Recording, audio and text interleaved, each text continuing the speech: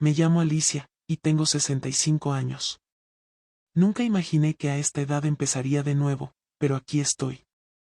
Con la frente en alto, los ojos algo cansados pero el alma ligera, como no la había sentido en décadas. Esta no es una historia de abandono, ni una tragedia de infidelidad al descubierto. Es una historia de decisiones.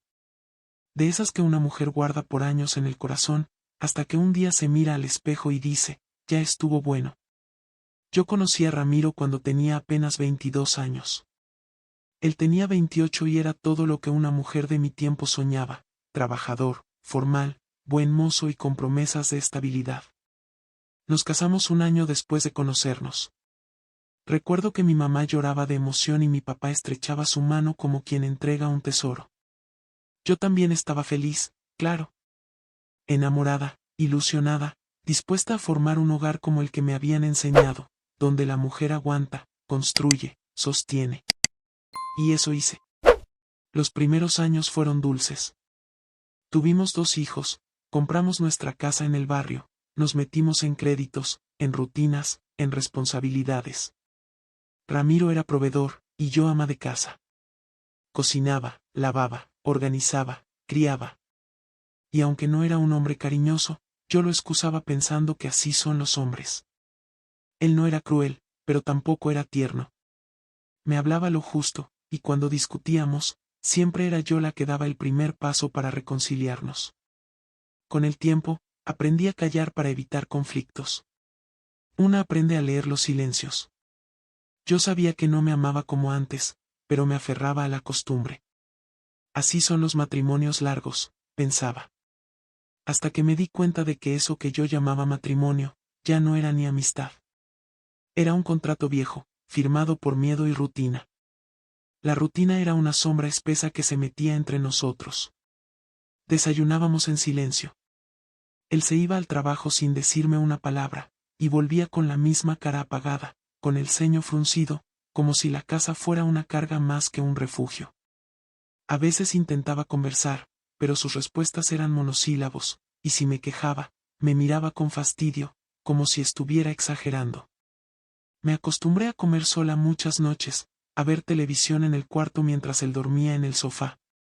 Los fines de semana, en vez de ser momentos para compartir, se volvieron aún más vacíos. Ramiro se encerraba en el garaje a arreglar cosas, o se iba con amigos. Nunca preguntaba si yo quería salir, si me apetecía ir al parque, al cine, a visitar a alguien. Yo me quedaba barriendo el patio, hablando con las plantas o con la vecina. A veces fingía estar ocupada solo para no sentirme tan sola. Había cariño, sí, pero uno muy tibio, sin alma. Un cariño mecánico, como el que se le tiene a una vieja camisa que ya no se usa pero que no se tira. Dormíamos en la misma cama, pero nuestras espaldas estaban más lejos que cualquier distancia física. Nunca me miraba a los ojos. Nunca me decía que me quería. Empecé a sentirme invisible. Y lo más duro fue darme cuenta de que yo también me estaba apagando. Me veía al espejo y no me reconocía. Esa mujer con el delantal manchado, con las ojeras marcadas, sin ilusión en la mirada, ¿esa era yo?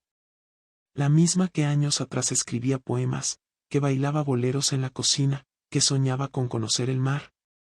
Me había perdido en la rutina, en los deberes, en la idea de ser una buena esposa. ¿Pero a qué costo? Entonces, empecé a escribir en un cuaderno escondido. No era poesía ni diarios de amor. Era una forma de hablarme, de sacarme el nudo de la garganta. Ahí anotaba lo que sentía cada día. Las veces que me dolía el silencio. Las veces que deseaba un abrazo. Las veces que pensaba en irme, y me detenía por miedo. No era que lo odiara. No. Era peor. Me era indiferente. Y me dolía que a mí misma me diera igual. El amor no se volvió costumbre de un día para otro. Fue una erosión lenta, un desgaste diario. Una palabra no dicha. Una caricia postergada. Una risa apagada. Así se va muriendo un amor.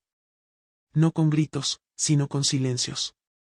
Y aunque seguíamos siendo la pareja de siempre para los demás, yo ya sabía que dentro de esas paredes había 2 desconocidos compartiendo techo y rutina, pero no vida. Esa fue mi primera gran verdad: el amor no siempre muere de un portazo. A veces se apaga como una vela, en silencio, hasta que solo queda humo. Hay dolores que no hacen ruido, pero que se van quedando dentro como piedritas en el zapato. No te matan, pero te cansan. Te desgastan el alma, como el agua que cae siempre en el mismo punto y termina haciendo hueco en la piedra. Así fueron mis últimos años con Ramiro, una acumulación de gestos pequeños, de indiferencias cotidianas que se iban pegando a mi piel como polvo que nadie ve, pero que ensucia igual. Recuerdo un domingo, de esos calurosos, en los que uno quisiera sentir aunque sea una pizca de afecto. Yo había hecho su comida favorita: frijoles con chicharrón, arepitas y limonada bien fría. Me esmeré como antes, buscando tal vez revivir algo. Cuando serví el plato, ni siquiera lo miró. Se sentó frente al televisor y comió sin decir una palabra. Ni un gracias, ni un qué rico. Nada. Como si yo fuera parte del mobiliario. Y no fue solo ese día. Era lo mismo cada vez que me arreglaba el cabello o me ponía una blusa nueva. Pasaba frente a él esperando aunque fuera una mirada distinta. Pero nada. Solo sus ojos pegados al celular o a la pantalla del televisor. Yo podía desaparecer frente a él, y mi cuenta se daba. También estaban sus gestos automáticos. Como cuando tosía fuerte en medio de mi oración por las noches, o prendía la luz cuando ya me había acostado. Como si mis momentos no valieran. Como si todo en esta casa tuviera su tiempo, menos yo. Una vez me enfermé de la garganta. Nada grave, una gripa fuerte. Le pedí que fuera a la farmacia, y regresó con lo primero que encontró, sin preguntar. Ni un té caliente, ni una manta. Se sentó en su silla y me dijo: eso se te pasa solo. Y sí, se me pasó. Como tantas cosas. Sola. Y así se fueron apilando las pequeñas heridas, cuando olvidó mi cumpleaños y solo dijo: pensé que era mañana.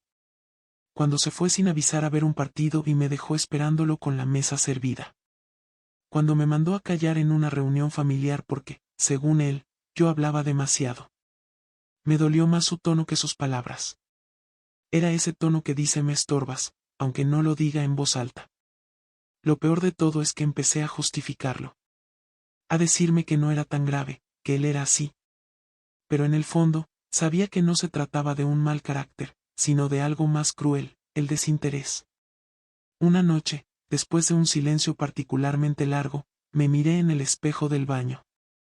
Tenía las manos agrietadas por tanto lavar sin guantes. Los labios partidos. Los ojos tristes. Y me dije: esto no es lo que merezco. Porque no es el golpe el que más duele. Es la indiferencia. No es el grito el que más marca. Es el silencio. Y no es la traición con otra mujer lo que más desgarra. Es saber que para el hombre con el que compartiste tu vida, ya no eres ni motivo de enojo. Solo eres parte del paisaje. Así se acumulan los pequeños dolores. Como gotas. Como polvo. Como suspiros que nadie oye. Pero ahí se quedan, formando un peso invisible que un día se hace insoportable. Y ese día, supe que algo dentro de mí ya no estaba dispuesta a seguir aguantando. El miedo no siempre llega como un susto. A veces se instala despacito, sin hacer escándalo, pero lo domina todo. El miedo fue mi compañero silencioso durante muchos años: miedo a romper lo que ya estaba roto, miedo a quedarme sola, miedo al que dirán, miedo a no saber quién era sin él. Porque aunque Ramiro y yo apenas nos dirigíamos la palabra, su presencia era una costumbre, una sombra que me seguía a todas partes. Y yo, aunque lo sabía, me había acostumbrado a vivir con esa sombra. Pero hubo un día, uno cualquiera, sin ninguna fecha especial, que algo dentro de mí cambió. Había estado toda la mañana limpiando la casa. Ramiro, como siempre, viendo televisión. Era un lunes nublado, de esos que huelen a encierro. Me dolía la espalda, las rodillas, pero seguía trapeando. Cuando pasé por detrás del sofá, sin querer le desconecté el cargador del celular. Él soltó un bufido, como si le hubiera arruinado el día. Ni siquiera volteó a verme. Solo dijo: otra vez. No puedes tener más cuidado, Alicia. Y volvió a mirar la pantalla. Ese comentario, tan pequeño, tan cotidiano, fue la última gota. No grité. No lloré. Solo me quedé quieta, de pie, con el trapo en la mano, sintiendo como el corazón me latía con fuerza. No por rabia. Por claridad. Una claridad fría, que me envolvió de pronto como un agua helada. Yo ya no le tenía miedo a estar sola. Le tenía más miedo a seguir ahí. Fui al cuarto, me senté al borde de la cama y me quedé viendo mis manos. Mis manos, que habían cuidado, cocinado, lavado, y sanado.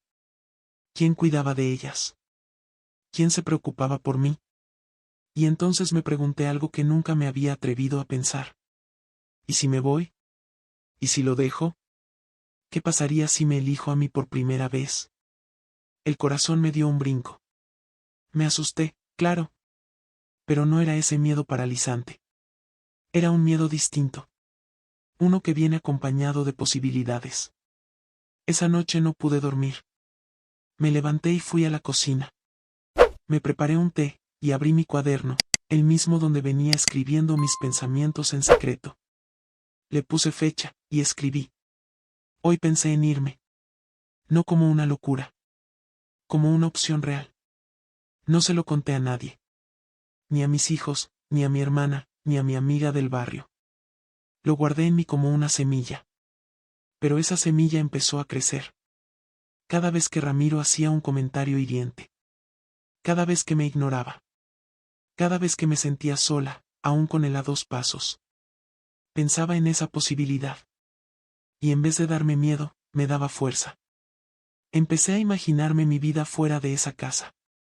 En un lugar pequeño, tranquilo. Sin grandes lujos, pero con mi paz.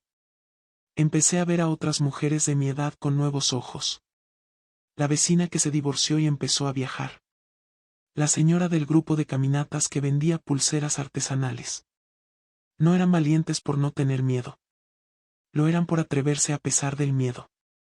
Y yo también podía. Una tarde, fui al mercado sola.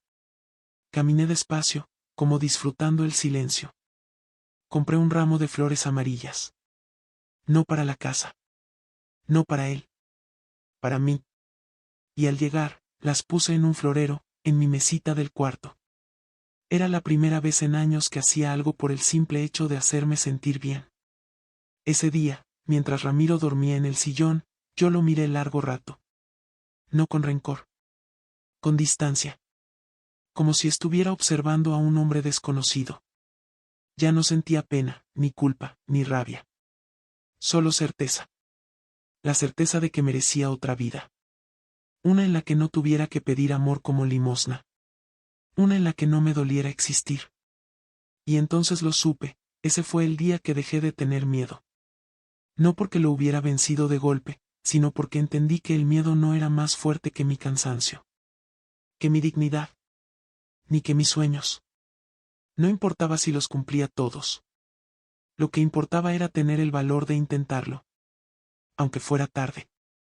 Aunque me temblaran las manos. Aunque no supiera por dónde empezar. Porque a mis 65 años, lo único que ya no quería era seguir viviendo a medias. Cuando una mujer se va, no siempre se lleva maletas. A veces solo empaca dignidad, silencio y una esperanza pequeña, que se guarda como semilla en el pecho. Yo me fui sin portazos, sin escenas dramáticas. Me fui como viví los últimos años, en silencio. Pero esta vez, con decisión. No fue fácil. Claro que no. Después de casi 40 años de matrimonio, una no se levanta un día y se va sin mirar atrás. Pero llega un momento en que el alma pesa más que la costumbre. Ese momento llegó para mí cuando entendí que seguir allí era vivir sin vida. Así que un día, mientras él dormía la siesta en su eterno sofá, yo recogí mis cosas en 2 bolsas grandes. Dejé la casa limpia, las llaves sobre la mesa y una nota corta que decía: me voy. No para hacerte daño. Me voy para salvarme. No lloré al cerrar la puerta. Lloré después, sí. Mucho. Pero no de tristeza. Lloré por todo lo que me aguanté. Por todos los abrazos que no recibí. Por todas las veces que me callé. Y también lloré de alivio. porque por primera vez en años, mi vida me pertenecía. Me fui a vivir a una habitación pequeña en casa de mi hermana mientras me organizaba. Era un espacio humilde, con una ventana que daba al jardín. Dormía en una cama sencilla, pero dormía tranquila. No tenía que escuchar pasos pesados, ni murmullos de disgusto, ni el frío de una cama sin amor. Y fue ahí, en ese espacio modesto, donde empecé a descubrir algo que no sabía: la libertad también puede llegar con canas, con arrugas, con huesos que duelen y memoria que a veces se va.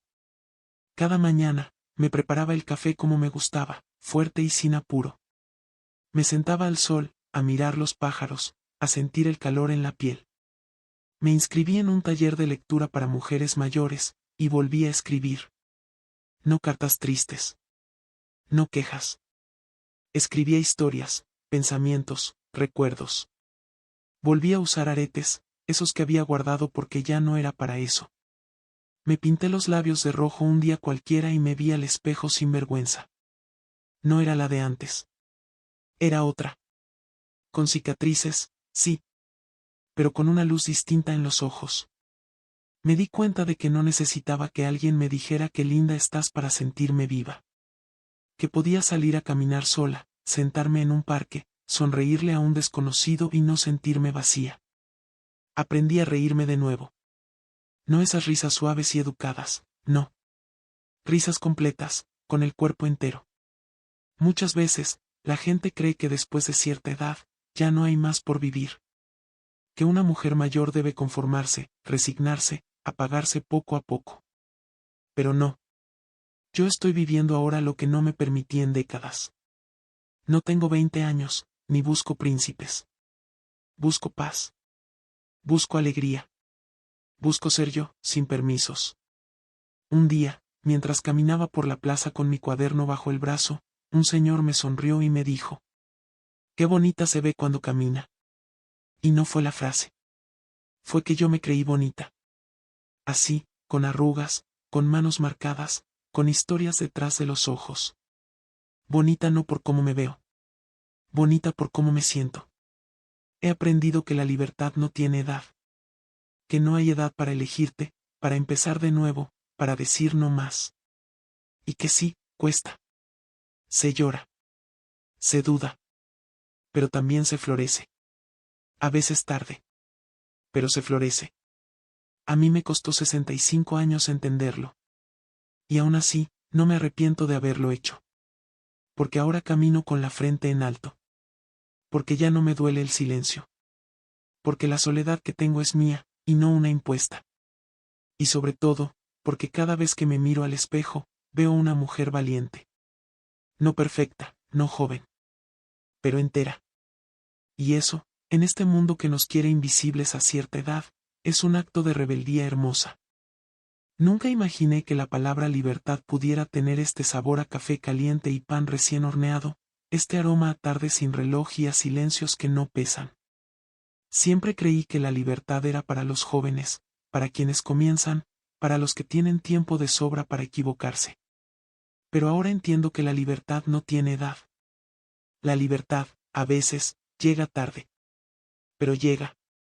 A mis 65 años, soy libre. Libre de pedir permiso. Libre de fingir sonrisas. Libre de acostarme a la hora que quiera, de ver las novelas que me gustan, de quedarme en pijama hasta mediodía si se me da la gana. Libre de no tener que aguantar caras largas ni silencios castigadores. Libre de no cocinar si no tengo hambre, de decir que no sin sentir culpa. Libre, sobre todo, de mí misma, de la que fui por tantos años, complaciente, callada, servicial hasta el olvido propio. Esa mujer que se tragaba el llanto, que pensaba que aguantar era sinónimo de amor, que creía que su valor estaba en ser útil para los demás. Ahora, he descubierto algo que nadie me enseñó, que mi existencia no tiene que justificarse. Que estar sola no es estar incompleta. Que una puede ser suficiente sin ser de nadie. Al principio, el silencio me asustaba. Era un eco que me recordaba lo que ya no estaba.